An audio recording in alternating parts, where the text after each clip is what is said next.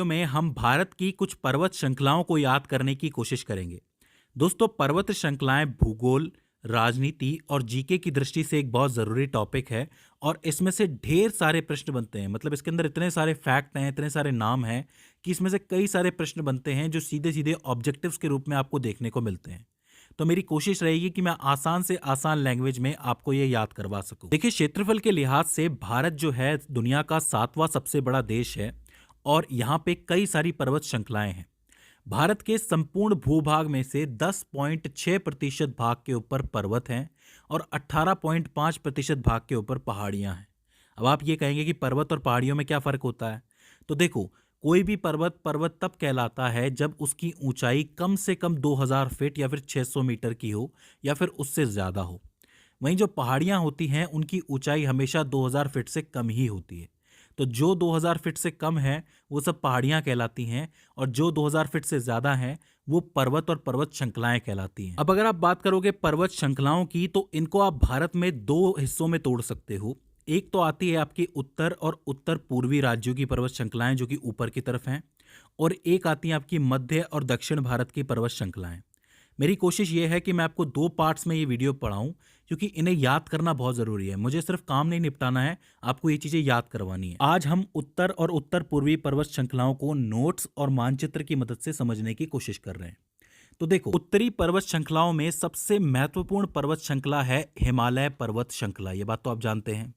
हिमालय पर्वत श्रेणी जो है उसको आयु और नदियों के आधार पर बांटा जा सकता है, समझा जा सकता है। देखो, आयु के आधार पे अगर आप बात करोगे तो हिमालय की 3 श्रेणियां हैं। सबसे ऊपर आता है वृहद हिमालय या फिर महान हिमालय, जो कि सबसे उत्तर में मौजूद है, कुछ इस तरीके से। उसके बाद आता है मध्य हिमालय जो कि दूसरे नंबर पे आती है श्रेणी, इस तरीके से चलती है। और तीसरे नंबर पे आता है शिवालिक हिमालय जो कि सबसे दक्षिण में मौजूद है, इस तरीके से। अगर आप बात करोगे वृहद या फिर महान हिमालय की तो इसकी औसत ऊंचाई है 6100 मीटर, यानी कि सभी पर्वतों की जो औसत ऊंचाई मिला दोगे तो वो 6100 मीटर होगी। और ये सबसे पुरानी पर्वत श्रेणी भी है। मतलब ये जो वृहद हिमालय है ये सबसे पुरानी है इन तीनों में से। अगर आप इसके निर्माण के समय की बात करोगे तो इनका निर्माण तकरीबन 40 से 50 मिलियन वर्ष पहले हुआ था, इयोसीन काल के दौरान। तो आपसे पूछा जा सकता है कि कितने वर्ष पहले इसका निर्माण हुआ था, तो आप लिखेंगे 40 से 50 मिलियन वर्ष पहले। विश्व की सबसे ऊंची चोटी माउंट एवरेस्ट भी इसी पर्वत श्रृंखला का हिस्सा है। मतलब ये जो सबसे उत्तर में जो श्रृंखला है इसी में आता है माउंट एवरेस्ट। उसकी ऊंचाई कितनी है? 8848 मीटर, मतलब 8.8 किलोमीटर। ठीक है। लेकिन मैं आपको बता दूं कि नेपाल में माउंट एवरेस्ट को माउंट एवरेस्ट नहीं कहा जाता है, वहाँ उसे सागरमथा के नाम से जाना जाता है। सागरमथा एक इंपॉर्टेंट नाम है, इसके नाम से पूछ लिया जाता है कि माउंट एवरेस्ट का दूसरा नाम क्या है। लेकिन कभी कभी सवाल ये उठता है कि ये पर्वत श्रृंखलाएं बनी कैसे हैं। तो देखिए, साइंटिफिक तौर पे यानी कि वैज्ञानिक तौर पे ये बात मानी जाती है कि जो भारतीय महाद्वीप की जो प्लेट है वो जब एशियन महाद्वीप की प्लेट से आके टकराई थी तब दुनिया के सबसे नए पर्वत हिमालय पर्वत श्रेणी का निर्माण हुआ था। मतलब ये प्लेटें आपस में टकराई होंगी और इनके बीच में फिर कोई समुद्र नहीं रहा होगा और इस तरीके से हिमालय ऊपर आया होगा या फिर बना होगा। इसके बाद बात करते हैं शिवालिक हिमालय की। तो देखो, शिवालिक हिमालय जो है वो सबसे दक्षिण में स्थित है और सबसे बाहरी मानी जाती है और इसका निर्माण भी बहुत ज़्यादा पुराना नहीं है। इसका निर्माण 1.7 मिलियन वर्ष से 5 मिलियन वर्ष के पूर्व हुआ था और वो जो काल था वो सेनोजोइक काल के नाम से जाना जाता था। और इसके अलावा इन दोनों के बीच में जो हिमालय श्रृंखला आती है वो है आपकी मध्य हिमालय श्रेणी। आयु के आधार पे आप ये कह सकते हो कि सबसे उत्तरी भाग की जो श्रृंखला है वो सबसे पुरानी आप कह सकते हो और सबसे दक्षिणी भाग की जो श्रृंखला है वो सबसे नई आप कह सकते हो। ठीक है। इसके बाद हम बात करते हैं नदियों के आधार पे आप किस तरीके से हिमालय श्रृंखला को बांट सकते हो। तो देखो, हिमालय श्रृंखला को नदियों के आधार पे 4 तरीके से बांटा गया है, 4 प्रकार का कहा गया है। पहला है आपका कश्मीर पंजाब हिमालय। मतलब सतलज नदी और सिंधु नदी के बीच का जो हिस्सा आपको दिख रहा है इस हिमालय को कश्मीर पंजाब हिमालय कहा जाता है। इसकी खास बात यह है कि इस हिमालय क्षेत्र की चौड़ाई दूसरे हिमालय क्षेत्रों से कई ज्यादा है। मतलब सबसे ज्यादा चौड़ा हिमालय क्षेत्र यही है। इस कश्मीर पंजाब हिमालय का जो विस्तार है वो कश्मीर, लद्दाख और हिमाचल प्रदेश के राज्यों में फैला हुआ है। मतलब इन 3 राज्यों में मेनली इसका विस्तार आपको देखने को मिलता है। अब इस पंजाब हिमालय में कई सारी पर्वत श्रेणियां हैं और बहुत इंपॉर्टेंट है, इनको आपको याद करना है। सबसे पहली और सबसे इंपॉर्टेंट होती है कारकोरम पर्वत श्रेणी, जिसको कृष्णागिरी के नाम से भी जाना जाता है। कारकोरम पर्वत श्रेणी को उच्च एशिया की रीढ़ की हड्डी के नाम से भी जाना जाता है। यानी ये जो सवाल है डायरेक्टली बनता है कि उच्च एशिया की रीढ़ की हड्डी कौन सी पर्वत श्रृंखला को कहा गया है, तो आप क्या लिखेंगे, कारकोरम पर्वत श्रेणी। ये जो पर्वत श्रेणी है ये दुनिया के सबसे भूवैज्ञानिक रूप से सक्रिय क्षेत्रों में से एक है, जहां पर दो महाद्वीप आके टकराए थे। सीधी सी बात है कि इतनी बड़ी प्लेटें टकराएंगी तो यहाँ पे वैज्ञानिक गतिविधि थोड़ी सी ज़्यादा ही होगी, क्योंकि अंदर कुछ ना कुछ चल ही रहा होगा, तो सबसे ज़्यादा सक्रिय रहती है ये जगह। ठीक है, अच्छा, विश्व का जो दूसरा सबसे बड़ा पर्वत है या फिर दूसरी सबसे बड़ी पर्वत चोटी है वो भी यहीं मौजूद है। उसका नाम है K2 गॉडविन ऑस्टिन, जिसकी ऊंचाई है तकरीबन 8,611 मीटर। तो आप ये कह सकते हो कि ये इंडिया की सबसे बड़ी चोटी है और विश्व की दूसरे नंबर की चोटी है, क्योंकि माउंट एवरेस्ट तो मैं नेपाल के अंदर है, जैसा कि मैं आपको बता चुका हूँ। इसके बाद दूसरी जो पर्वत श्रेणी यहाँ पर है वो है लद्दाख की पर्वत श्रेणी।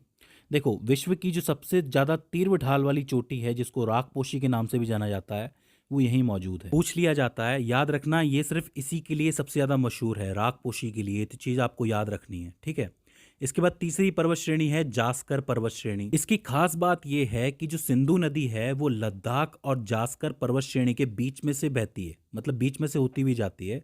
तो पूछा जाता है कि सिंधु नदी कौन सी दो पर्वत श्रेणियों के बीच में से गुजरती है, तो आपको लिखना है लद्दाख और जास्कर के बीच से गुजरती है। इसके बाद चौथी आती है आपकी पीर पंजाल पर्वत श्रेणी, जो कि हिमालय की सबसे लंबी पर्वत श्रृंखला के रूप में जानी जाती है। पूछा जाएगा कि सबसे लंबी पर्वत श्रेणी कौन सी है, तो आपको पीर पंजाल लिखनी है। ठीक है, इसके बाद आती है धौलाधर पर्वत श्रेणी, जो कि आपकी कुल्लू घाटी है। कुल्लू का नाम आपने सुना होगा, कुल्लू मनाली का। तो ये कुल्लू घाटी जो है ये पीर पंजाल और धौलाधर पर्वत श्रेणी के बीच में स्थित है। ठीक है, और इसके बाद आती है आपकी शिवालिक पर्वत श्रेणी, जो कि सबसे दक्षिणी पर्वत श्रृंखला है। तो कुल मिलाकर के ये सारी पर्वत श्रेणियां हैं जो कश्मीर, पंजाब, हिमालय क्षेत्र के अंदर अंदर आती हैं। तो ये वाला हिस्सा आपको याद रखना है। अच्छा, यहाँ पे कुछ एक नोट भी है इन पर्वत श्रेणियों को लेके। ये जो आपका कारकोरम वाला हिस्सा है, कारकोरम पर्वत श्रेणी वाला, लद्दाख श्रेणी वाला और जास्कर श्रेणी वाला, इन पूरे हिस्से को ट्रांस हिमालय के नाम से भी जाना जाता है। कभी कभी ट्रांस हिमालय का नाम दे दिया जाता है, तो उसमें बच्चे कंफ्यूज हो जाते हैं। कारकोरम, लद्दाख और जास्कर पर्वत श्रृंखला का पूरा हिस्सा ट्रांस हिमालय कहलाता है। ठीक है, और इस पंजाब हिमालय में खेती किस चीज़ की होती है? मेनली जाफरान के फूलों की खेती होती है। ये जो जाफरान के फूल होते हैं, इसी में से केसर भी निकलता है बाहर, तो ये काफ़ी इंपॉर्टेंट हो जाता है। ठीक है, इसके बाद हम बात करते हैं कुमायूं हिमालय की। ये जो कुमायूं हिमालय है ये सतलज और काली नदी के बीच का 320 किलोमीटर लंबा एक हिस्सा होता है, जिसको कुमायूं हिमालय क्षेत्र के नाम से जाना जाता है। इस कुमायूं हिमालय को ही गढ़वाल हिमालय के नाम से भी जाना जाता है। आपने सुना होगा कि जो गढ़वाल क्षेत्र है वो कौन से राज्य में स्थित है? उत्तराखंड राज्य में स्थित है। तो आप ये कह सकते हो कि कुमायूं हिमालय का विस्तार हमें उत्तराखंड राज्य में देखने को मिलता है। अच्छा, कुमायूं हिमालय की सबसे ऊंची चोटी का नाम है नंदा देवी, जो कि 7,817 किलोमीटर ऊंची है। और इसी जगह पे आपको बद्रीनाथ, केदारनाथ, गंगोत्री, यमुनोत्री इसी क्षेत्र में देखने को मिलती हैं। तो अगर अब आपसे कोई कहे कि ये सब जितने भी तीर्थ धाम हैं ये कहाँ पे हैं, ये कुमायूं हिमालय क्षेत्र के अंदर पाए जाते हैं। ठीक है, इसके अलावा जो नदियां हैं हमारी, गंगा, रामगंगा या यमुना, इनका जो उद्गम है ये भी कुमायूं हिमालय से ही होता है। तो इन नदियों के नाम से, इन तीर्थों के नाम से कुमायूं हिमालय के सवाल बन सकते हैं, तो आपको याद रखने हैं। ठीक है, इसके बाद आता है आपका नेपाल हिमालय, क्योंकि इसके बाद का हिस्सा नेपाल के अंदर आ जाता है। ये जो नेपाल हिमालय है ये काली नदी और तीस्ता नदी के बीच का 800 किलोमीटर का एरिया है। इस नेपाल हिमालय की सबसे ऊंची चोटी जो है वो माउंट एवरेस्ट है, 8,848 किलोमीटर। और इस हिमालय क्षेत्र में धौलगिरी, अन्नपूर्णा, मकालू, कंचनजंगा पर्वत ये सारे भी मौजूद हैं। देखिए, नाम से पूछा जाता है कि कौन कौन से पर्वत कौन कौन से क्षेत्रों में मौजूद हैं, तो ये धौलगिरी, अन्नपूर्णा के नाम से प्रश्न बनता है, तो ये आपको याद रखने। ठीक है, इसके अलावा कंचनजंगा भारत की दूसरे सबसे बड़ी चोटी है। पहली कौन सी है? मैंने आपको बताया था K2 गॉडविन ऑस्टिन है। ठीक है, तो पहली है K2 गॉडविन ऑस्टिन, दूसरी है कंचनजंगा और तीसरी है नंदा देवी। अच्छा, कंचनजंगा का जो विस्तार है वो आपको कहाँ देखने को मिलता है, कौन से राज्यों में है? एक तो सिक्किम के अंदर है और नेपाल के अंदर है। तो ये बात याद रखना है कि भारत में एक ही राज्य है जहाँ पे कंचनजंगा का विस्तार ज़्यादा है, वो है सिक्किम। ठीक है, तो ये हो जाता है आपका नेपाल हिमालय। इसके बाद आता है आपका असम हिमालय। जो असम हिमालय है वो तीस्ता नदी से शुरू होता है और ब्रह्मपुत्र नदी तक जाता है, तो ये एक बहुत बड़ा एरिया हो जाता है। ये जो आपको हिमालय दिख रहा है असम हिमालय, ये असम, अरुणाचल प्रदेश और सिक्किम राज्य में फैला हुआ है। मेनली इसकी 3 जगह हैं, 3 राज्यों में आपको देखने को मिलता है और इसमें से कई सारी नदियां हैं जो भारत के कई हिस्सों में जाती हैं। ठीक है, अब देखो यहाँ पे 4 हिस्से हो जाते हैं आपके हिमालय के, आपने देख लिए सारे के सारे। पंजाब कश्मीर हो जाता है, दूसरा आपका ये कुमायूं हो जाता है, तीसरा नेपाल हो जाता है, चौथा असम हिमालय हो जाता है। इनमें से जितनी भी नदियां बाहर आती हैं वो यहाँ के ग्लेशियर्स के पिघलने की वजह से बाहर आती हैं और इसलिए ये नदियां हमेशा चलती रहती हैं। अब चूंकि ये चलती रहती हैं इसलिए इन्हें सतत वाहिनी भी कहा जाता है। सतत वाहिनी के नाम से प्रश्न बनता है तो आपको याद रखना ये वर्ड बहुत इंपॉर्टेंट है कि ये नदियां सतत वाहिनी कहलाती हैं। अच्छा, हिमालय का जो कुल विस्तार जितने भी आपको राज्यों में देखने को मिलता है वो कौन कौन से हैं?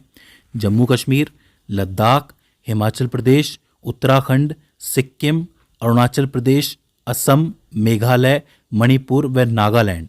मतलब ये जितने भी राज्य आपको दिख रहे हैं इन सभी में आपको हिमालय का विस्तार देखने को मिलता है। तो आखिर में मैं आपको हिमालय से पूर्व से पश्चिम की तरफ जो पर्वत क्रम चल रहा है वो याद करवा देता हूँ। सबसे पहले आता है नामचा बरवा पर्वत जो कि अरुणाचल प्रदेश और तिब्बत के बॉर्डर पर स्थित है। फिर आता है कंचनजंगा पर्वत, फिर मकालू, फिर एवरेस्ट, फिर अन्नपूर्णा और फिर धौलगिरी। ये जो आपको मैंने क्रम बताया है इसको आप जरूर याद रखना क्योंकि इससे प्रश्न सीधे सीधे बनता है कि वो क्रम क्या है। क्रम से क्या होता है ना कि आपको दिक्कत नहीं होगी, सारी चीजें एक साथ में याद हो जाएंगी। तो ये आप हिमालय को अच्छी तरीके से याद रखना। हिमालय के अलावा एक पटकाई पर्वत श्रृंखला आती है जो कि भारत और म्यांमार अंतर्राष्ट्रीय सीमा पर स्थित पर्वत श्रृंखला है। इसकी ऊंचाई हिमालय के हिसाब से तो काफी कम है, लेकिन ये असम, नागालैंड, मणिपुर, मेघालय और मिजोरम में फैली हुई एक पर्वत श्रृंखला है। इन पटकाई पर्वत श्रृंखलाओं के आपको कई नाम देखने को मिलेंगे, जैसे कि पटकाई बूम हो गया, ये गारी हो गया, खासी हो गया, जैंतिया हो गया। इसके अलावा लुशाई पहाड़ियां। ये जितनी भी मैंने आपको नाम बताए हैं ये याद रखना क्योंकि इनमें से प्रश्न बनते हैं। ये सारे के सारे पटकाई पर्वत श्रृंखला के अंतर्गत ही आते हैं। ठीक है, इसके अलावा नागालैंड में पूर्व की तरफ एक और पहाड़ी है जो नागा पहाड़ी के नाम से फेमस है, तो ये श्रृंखला भी वहीं मौजूद है, इसे भी आपको याद रखना है। तो दोस्तों ये हो जाती हैं आपकी उत्तर और उत्तर पूर्वी पर्वत श्रृंखलाएं जो कि बहुत महत्वपूर्ण है, जिसमें से सवाल आते हैं। अब अगले पार्ट में हम मध्य और दक्षिण भारत की पर्वत श्रृंखलाओं को डिस्कस करेंगे। तो दोस्तों मुझे उम्मीद है कि ये वीडियो आपके लिए हेल्पफुल साबित रही होगी। अगर इसके बाद भी इसके अंदर आपको कोई क्वेरी आती है तो आप हमें कमेंट सेक्शन में बता सकते हैं।